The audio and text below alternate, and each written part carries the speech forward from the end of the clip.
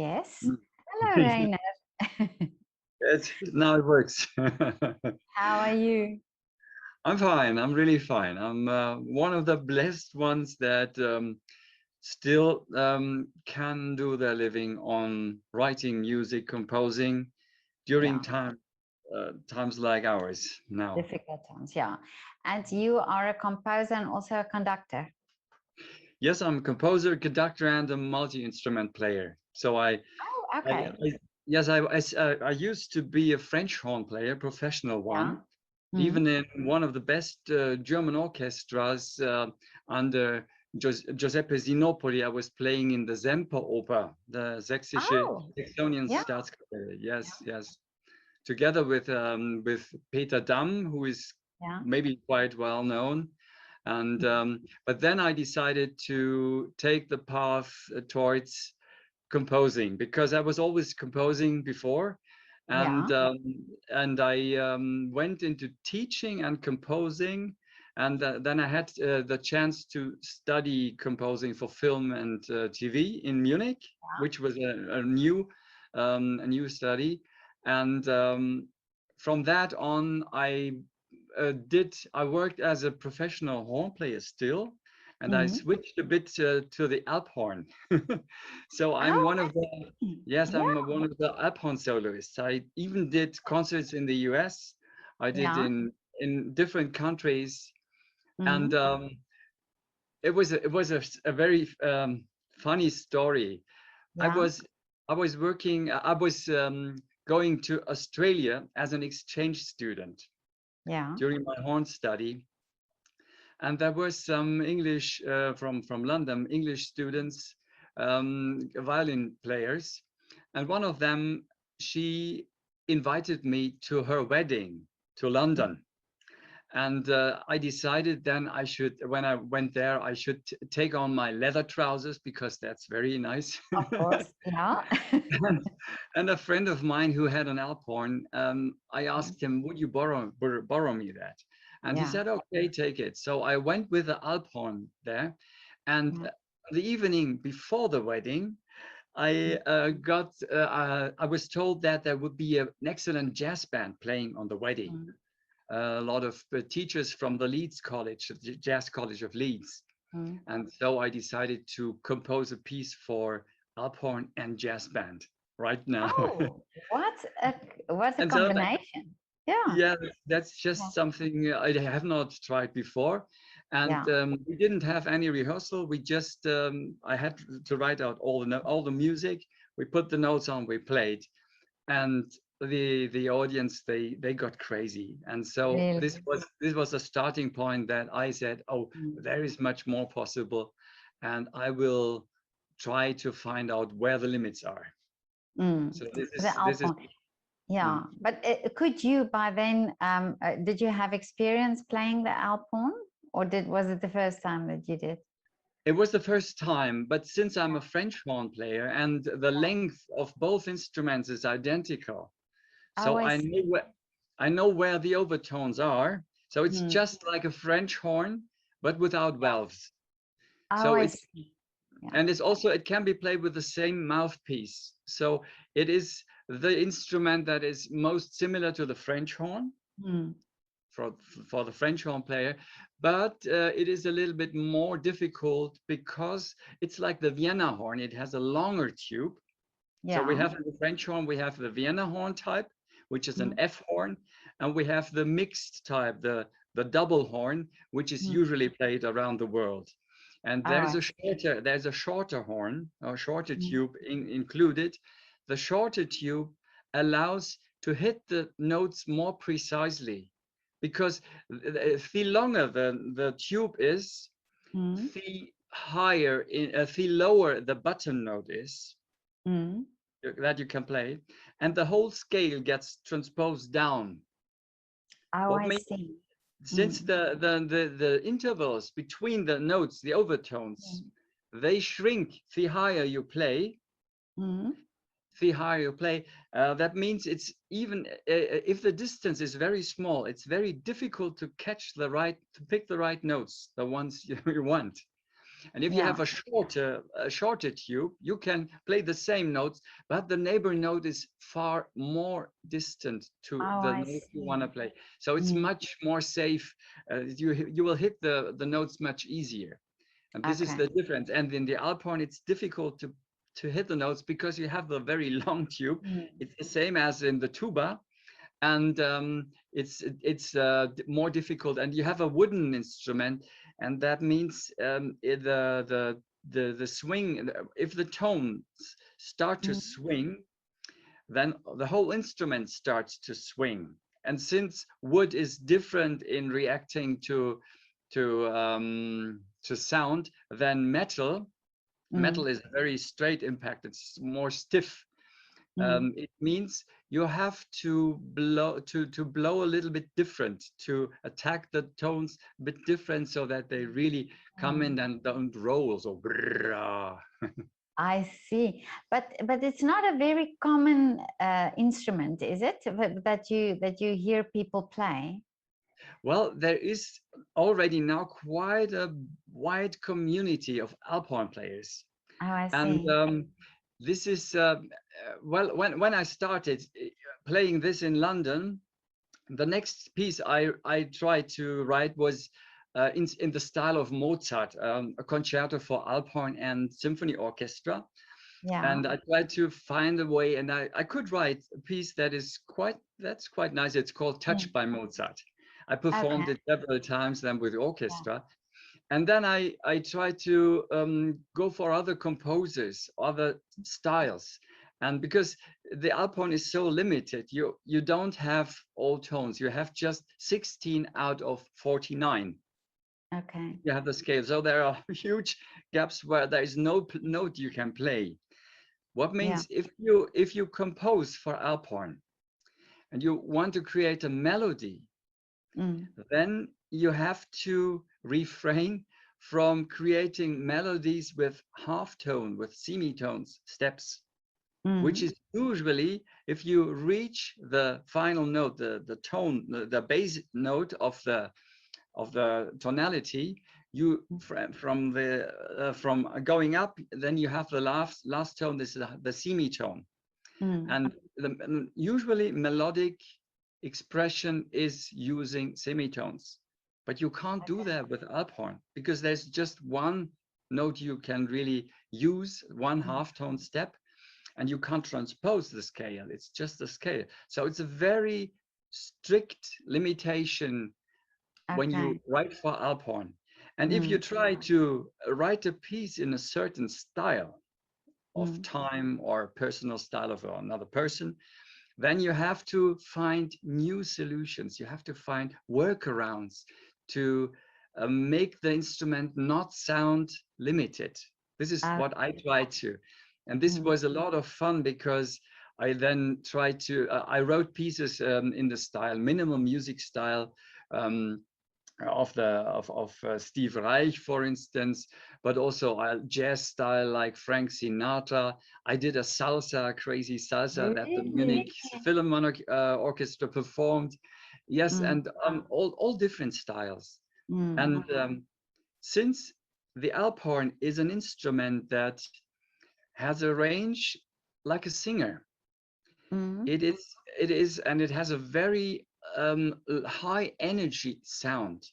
It is not a harsh sound. It's not a very bright sound, but it is a lot of energy in it. So if you want to record alphorn in the studio, you need to choose microphones that are capable to record huge, loud sound. So it doesn't sound so loud, but the microphone shows the energy that is in the sound. And that makes the sound carry much further than the sound of other instruments. Well, that's probably because it's a alphorn. It was used in the Alps to travel sound or to make sound travel, isn't it? Yeah. Amazing. It was the best communication instrument. We did a test, my brother, my nephew, and me. We tried 3 different instruments: a trumpet, baritone, no, trumpet, French horn, and alphorn.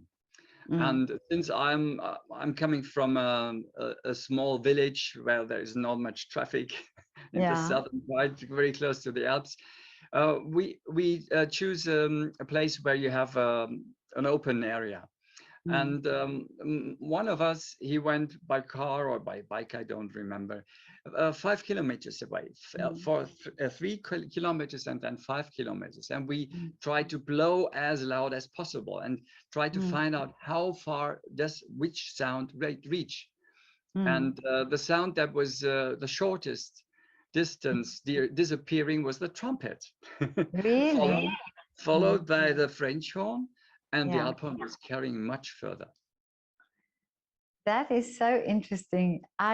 This is fascinating. Well, I didn't know today when I was going to talk to you that I will get this information from you, because I didn't know you played the alphorn. Yeah. There is one thing I want to mention too. Yeah. I think there is a kind of, let's call it magic in the sound of the alphorn. So if you listen to it, it is very difficult to not to listen to it if you hear it. And I wrote a cycle for alphorn and organ for a concert I did in Munich, that is called Breathing Number 1. It has 6 movements, and the first movement is written in a style you could see. It's a similar like Arvo Pärt would have written. So it's very reduced. And in this kind of reduction, there is a logical structure building up more and more energy in a very slow rhythm. And when I did one of the concerts, I realized that in the end of the piece, the people in the audience were all breathing in the same rhythm.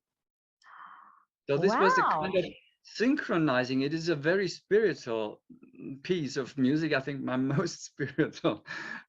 And when I realized that, I thought, wow, this is really magic, because it is opening an inner space in the people, and it is joining the people together. They are forming one kind of organism. So they're somehow linked to the music and to themselves. And this is, isn't that amazing? Yeah. What the power of the music then, you know, what it can do, the sound, the power of that sound. Yeah, sound and structure. Sound and structure, it's both together. And how do people receive this music, no, apart from that audience, but alphorn, you know, when somebody here, this is a concert with alphorn, are people sort of skeptical because it's not a very well-known type of instrument to combine with the orchestras like you do? I think it is something that is sticking out of the repertoire. So if you have a concert and you read there is an alphorn player as a soloist, I think it's likely that there are coming more people to attend. Oh, is it? Yeah. Yes, it is. Yes, it is. And even for me as a composer, as a contemporary composer, and composer for film music too, it is a very interesting field to write for alphorn, because of the limitation. I have to find new solutions, as I told, and I have to how do you say, I communicate with the audience in a language, in a musical language that is familiar. They're familiar with it. If I write in a style of a classical composer, then this style is well known, but you would not expect that an alphorn could play in that style. So this is something that is widening the the impressions of the ideas of the audience. And I always realize that the people, they're really astonished, and they don't believe in the beginning what is happening. Is this possible? What is this guy doing? But they're really happy with the results. And this is something you're working, you're acting within a familiar sound, but you are creating an experience that is unique, that has not been happened before. So both things, the new in the old, is you can combine both of it. Yeah, because this is if I think only of my experience I would think this is the alphorn is this very traditional type of instrument, and I would not associate it necessarily with an orchestra, you know, and not even with jazz like you did. That must have been amazing. Yeah. And tomorrow, no, the day after tomorrow, there is a first performance. I just was awarded for a prize in an international composition contest for alphorn and other instruments. So on Saturday, I will go to Esslingen, and there will be a first performance of a new composition of mine for alphorn and 7 brass players. And but there congratulations. Will be... Thank you, thank you. Yeah. And also my biggest piece, my favorite piece right now is an oratorio I have written. And this oratorio too is written because of the alphorn. It has no alphorn in, but in when there's a choir in Munich called how was the Wittelsbacher Chor and Maria Ward Chor. And those 2 choirs, they are going to perform an requiem I wrote. A teacher of mine, he was a drummer or a percussion player of the Munich Philharmonic Orchestra. And he asked me to write a requiem in the style of, in a new style, combining Alpine folk music and contemporary music. And he wanted to have a sound that is really very mountain-like. So we have a kind of small chamber chamber ensemble in folk music style we call Stubenmusik, which includes flute and a clarinet and a hammered dulcimer, also Hackbrett, and a harp and a double bass. And then he wants to have brass players. So there are 8 brass players and a lot of drummers, because he was a drummer, and an organ, and a choir, and 2 soloists. And now this choir is going to perform this piece of mine. It's a 45-minute piece in a concert. And he said, well, this is just such a strange instrumentation. We don't find any other pieces with a similar instrumentation. Don't you have another piece? And I said, well, I don't have, but I write one for you. And so they just told me 20 minutes it should be. And so I was free to choose the subject I was writing. And right now, in that time, I was reading and analyzing the speeches of Greta Thunberg. And because I was interested in how are they built, in which kind of rhetoric structure is that. And I wanted to try to find out if she is writing those speeches on her own, or if there is someone else to write it. So I went quite deep into that, and I found out, oh, this is very, very well done. And I thought it has a kind of musical structure, and you could put music to it. And this was just the day, I think, when they asked me from the choir, could you write another piece? And so I decided I will do an oratorio, and I will put that in the oratorio. I'll put it in the focus. And so this oratorio, Our World is on Fire, started the idea. And then I choose the same instrumentation, but I did not pick the alphorns, because I thought if someone else would like to perform it, it would be difficult to find alphorns in Africa. And so it's just the French horn players there. So so you say it's inspired by Greta's speeches. Is it that theme of saving the planet, or is it? Yes, it is even a bigger frame. I decided to combine lyrics by Saint Francis from Assisi, because he had written this Sonnengesang. I don't know, the sun prayer, or what's the proper English name. And I love this lyrics, because he was writing it in a hopeless, or in a difficult health state. He was very ill, and he was in the monastery. And so despite he was very ill, he was very grateful to all what nature provides to him. So he was kind of open to whatever will come. And he found himself, he felt linked to all creatures, to nature, to God. And I like this way of being a part of a bigger thing, universe. Yeah.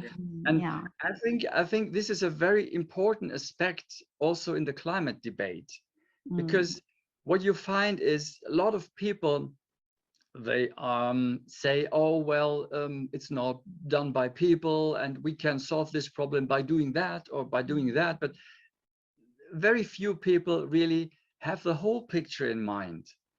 And also there is a substantial difference. There are two types of people. You have the people that are related to nature, and also to music, and to other people, to everything what is alive. And you have the other group that is more related to numbers and money.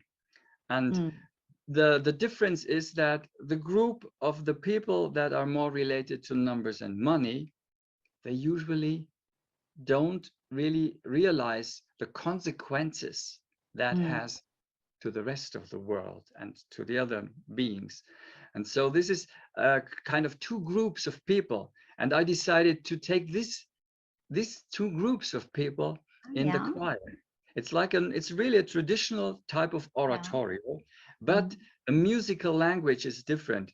I choose it for the interludes in a kind of brassy, very how do you call, that's now I forgot. Prokofiev is written by Sergei. It's no worry. It will come to you. Yeah, it will come. Yes, I choose different styles, and also choose a part where it is quite similar to film music. And the lyrics by St. Francis from Assisi, they were sung by a young boy, by a Knabensopran, boy soprano. I see. Yeah, it's great thing. And when there's a development, you have both groups. I did not want to write a piece that is a kind of propaganda piece. That's not mine. No, I want to have art. Art, it means even if you put away the lyrics, there is something you are telling. It is a communication. You give something. And it was important for me that there is not a dark ending. There must be hope in the end. Otherwise, if it's just depressing, no one will change. The people will be just shocked. And so I decided after the people were watching the two groups, how they go on, how they live, how they feel. So it's a kind of empathy. It's just you're watching. It's no judging. You're watching, and then you make up your mind, and then you realize the one group is rising. It's always going up, and the other group is somehow something is going wrong, and they are suffering. And then you realize, oh, there's a link between both groups. And then the earth starts to burn. You have bushfires like we have. I haven't written it now. I have it written before. And you have the big fires, and then there is the big speech. Usually the original is our house is on fire. But I was not allowed to take the original lyrics. I thought they would be probably free because you can see them everywhere. But the group of the people around Greta, they try to shield her a bit from all the people that want to have something from her. And they try to avoid that someone grabs it and takes it for his purpose only. So non-commercial is all right, but for my concerts I need to cover the costs, and so it is. So I don't earn money for me, but it is a kind of commercial project, so it's not possible. But that doesn't matter. I changed the words in a way that it's still the same meaning, but it's now mine, and now I'm free. And after this speech, which is a very hard speech, then there is a moment where you have the feeling everything is gone. And then I let rise this incredible picture of a night time lapse in the desert of Atacama in Chile, and the boy soprano is singing this great lyric by Francis of Assisi. This is a magical moment, and in this moment, this is a key moment. The people have to, in the audience, they have to decide which is the relation of this idyllic thing to what they just realized. Is it a kind of vision, or is it the past, or what is it? And this is the moment where the people, they have to get their own position in the whole picture. They had to make a decision where they are. And this is, I think, the most precious moment where really things can change. This is my big hope. I'm doing it now as a virtual global performance, and I have now more than 40 nations or people from more than 40 countries in the project.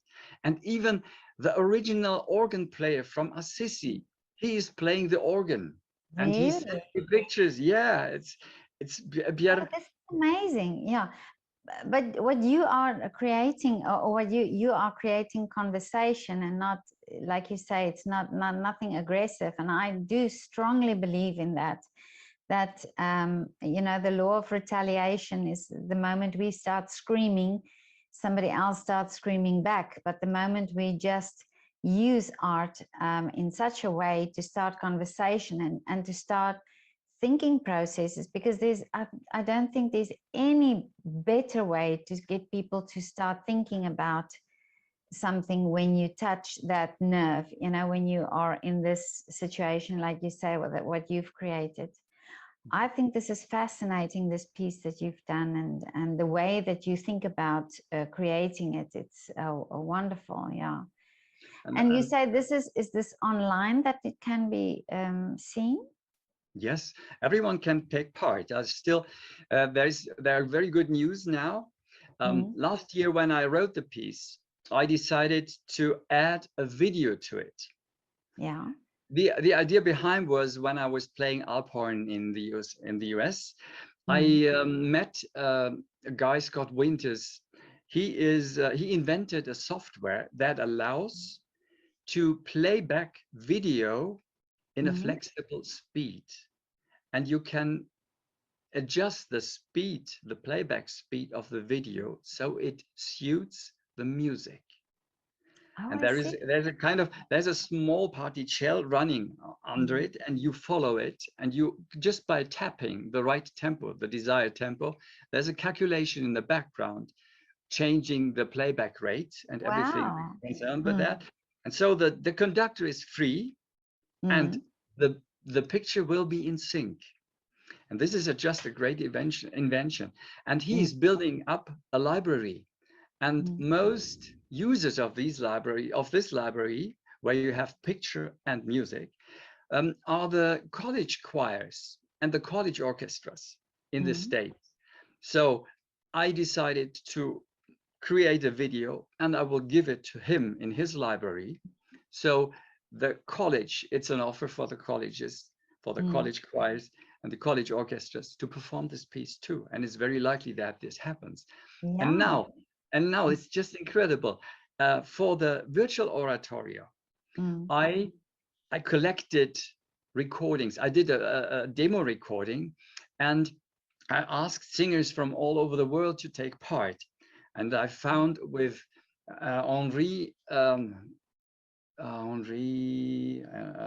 Emmanuel Henry is his name. He's a black singer in Portland. And he is he went viral because he was stepping into a video where a singer was performing in the street, and he joined in, and it was just amazing.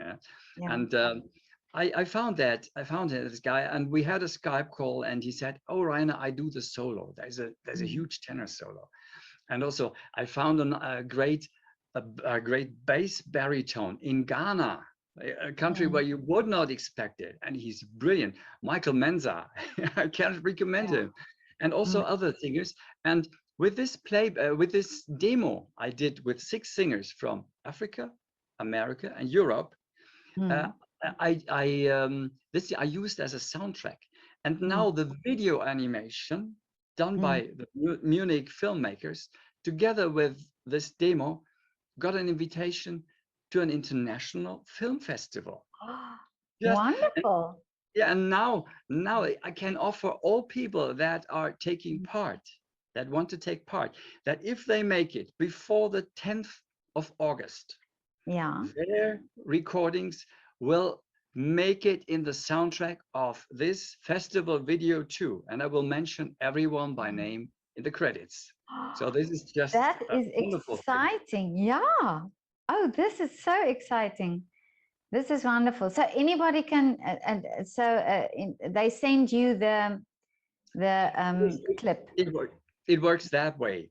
If you take, if you go to my website, rainerbartesch.de, there you find everything. You can download an instruction paper, including all links you need, including the vocal parts. And so in this PDF, there are the download links. I provided videos where you see a conductor, a great conductor. He will conduct the premiere in November. Thomas Baron is his name. And he did that. And you listen to the singers. I did for each voice, for soprano, for alto, for tenor, and for bass, separate files where you sing along with one good singer and the orchestra. And you load that down, and then you sing along it using headphones. So the recording, you record it as a video, and you upload this video then to the website again. I mount those videos into split screen video, and I mix all the recordings to a great sounding soundtrack recording, and then I will publish it. I will upload it, and everyone can use it. This is such a great project. I absolutely love it. Yeah, I think it's such a great idea, and it also is a way of bringing unity, you know. Yes, and the thing is, even going further, I managed that the concert in November, there will be this animation video that was already created, will be screened to the live performance. And the whole live performance, the whole concert, will be broadcasted into cinemas. And whoever wants to watch that and who knows a cinema who would probably like to show it, please get in touch with me, and we provide the stream there too. Oh, this is great. Yeah. So it can be anybody or anywhere in the world. Anywhere in the world. Where internet? You need some internet. Yeah. But it's anywhere in the world. You need a cinema that can play back digital videos, which is I think quite normal in nowadays. Yeah. Well, this is an amazing project, really. Congratulations on that, and how you thought about that is just amazing, really. Thank you. Yeah. And I have to say, this is the main project, or this is one of the projects I'm doing, but it is my heart project. It is really where I get back so many things. And I even was awarded for a cultural award by the Süddeutsche Zeitung here in Munich for that. It's just I didn't expect anything, you know, and now things are coming and coming and coming. Well, congratulations. Yeah, it's but it happens like that because it's your heart's project, I believe. You know, so. I think these things happen in that way. So and this is what the inspiration behind it all. Did you start this already in the pandemic? I started it in right before the pandemic. Actually, it was Really? I was starting, I think, on the 4th of January. Yeah. I was looking for a librettist, and Danny Antonelli, who lives in Hamburg. He's American but Italian, coming from Italy.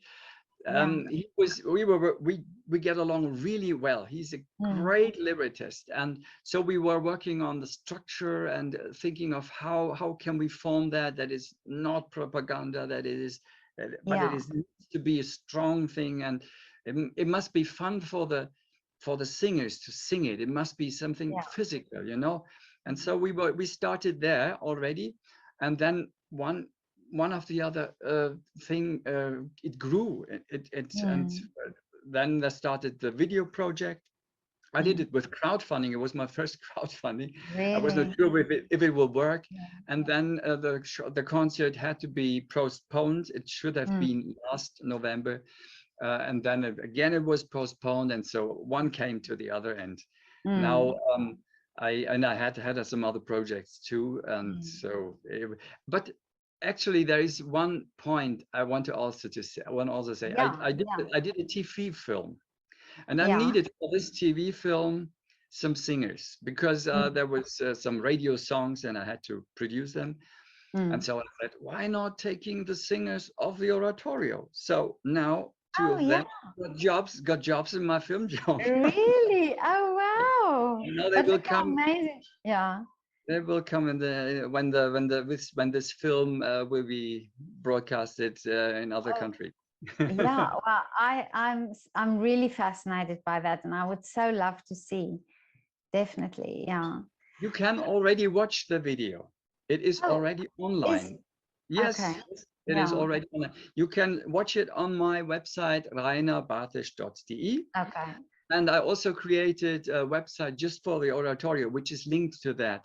But the problem is Facebook and Google are fighting my project. So they are blocking the original address. Yes. Oh. Yeah. So I had to do a workaround. Oh, I don't know why, because there is no hate speech, but they say there is. I don't know why, but it's just the stupid algorithms. It's like it. It's sad that it's happened. You know, that it happens that way. That you know, that something that is meant with a good spirit, that it's affected that way. Yeah. But listen, Rainer, this was now amazing to talk to you. I would love to follow you on this, you know, project of yours and how it develops. So I would hope that we could speak again. Yes. And I will definitely post this excerpt where you explain about how people can get involved in this project, because I think it's so important now that.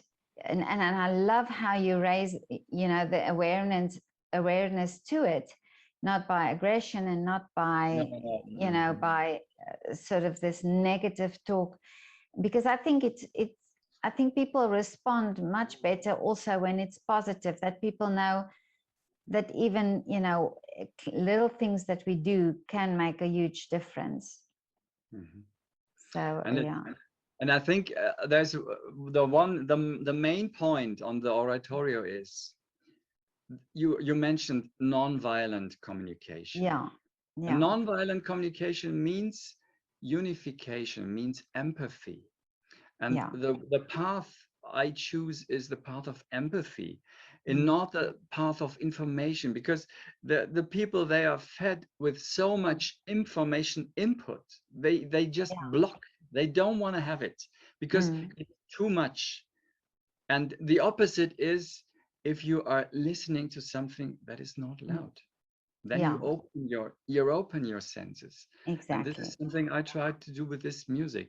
There are just 20 musicians in the orchestra, but the orchestra sounds like a huge orchestra. Really? It's really energy. There's energy, strong energy. And I got so much positive feedback. And the players in this project, there is the principal French horn player of St. Louis Symphony, the principal French horn player from Bogota National Colombian Orchestra. There is the principal player of the Berlin Symphonic Orchestra. There is the solo clarinet player from the opera in Oslo, the solo double bass player from the opera in Athens, and so on and on. I have a brilliant collection of great musicians in this project, and I'm very sure it will turn out great. And it's wonderful that they are, that they are willing to cooperate and willing to take part in this. This is also amazing, yeah. But I find this with artists that they can totally understand things like that. They can understand what you are doing and the importance of that. I think, yeah, this is amazing. There's just one little last part I would mention. Yeah. I divided the oratorio in 4 parts. Yeah. To make it simpler, more simple. Because if you do a mistake in the end of a 25 minutes piece and you have to redo it to be satisfied, it's not that much fun. And the last part, you don't have to do all parts. The people participating, they can choose. They can choose how many and which they want to do. The 4th part is the easiest part. That can be done even for non-professionals, for people that cannot read music. They can do that part because there's a singer and they just have to follow her or him. And and that makes it easier, because I want to have the people that take care for the environment. I want to have the musicians. I want to have all should be able to get in. Yeah. Oh, that would be great if I could be of help in this, because I would really love to be, contribute in any way to this cause. But it was so lovely to talk to you, and please keep me updated. So if there's something else, then or as it develops, then it would be lovely to make a follow-up on this video. Yeah. Great. Yeah. Yeah. Okay. And have a wonderful afternoon or a wonderful evening. We're almost there. Yeah, we're almost there. It was a pleasure to talk to you. Yeah, very nice. Yeah, thank you. And we'll speak soon. We speak. Okay. Thank you. Thank you. Bye. Okay. Bye. Bye. Bye.